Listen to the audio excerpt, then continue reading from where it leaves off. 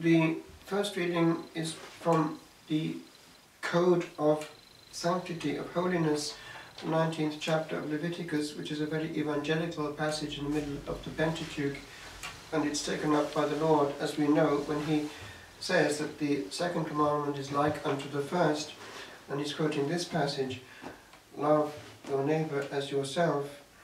And the passage also does give some warnings about what can contaminate that love and that holiness. Things like grudges, that's very modern. It's also very personal.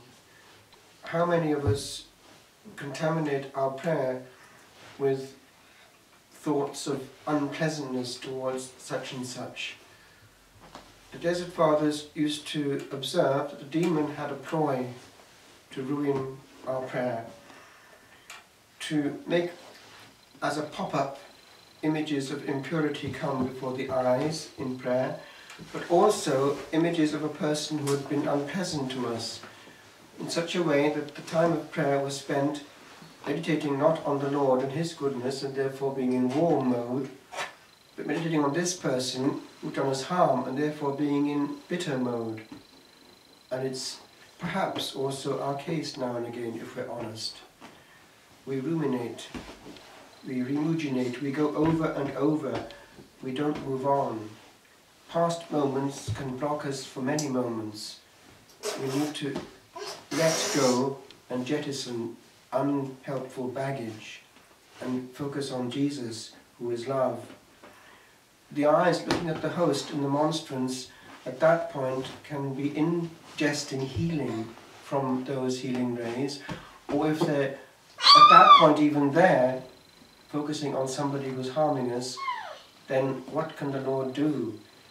We're our own worst enemy. And there is a certain continuity with the Gospel, for this Gospel precisely is the one that warns us clearly that we love Jesus in that continuum. We don't have a compartment for him and then that for others. He sees us done to him what we do to that person right next to us. With regard to that supernatural vision of the person before us, it's the test in a sense. We can't elude ourselves with regard to our union with Jesus if in concrete terms, even to honour him better, we truly upset, wound and damage another soul. Because Jesus is also in that tabernacle. It applies to a couple in marriage, it applies to a monastery, it applies in fact to anything, especially within the Christian family itself, where Jesus is moving and wanting to be honoured. One point also, going back to the first reading, it could escape our notice, but there is this question of using God, swearing falsely, abusing him, coming in there. This also has to be handled, because there are some Christians who go through life in a presumed mode of sanctity and union with God, but in practice they don't ever really handle one issue, allowing God to creep into their conversation without it being a prayer. It's out there, everywhere, and we need to check it. And also the way that in general we talk about sacred things. It's not good to bring sacred things into fun mode. We're handling what is handling God, and therefore we're close to God, even by talking in a certain way about certain things. Therefore that sacrality and not familiarity in a bad sense should be there.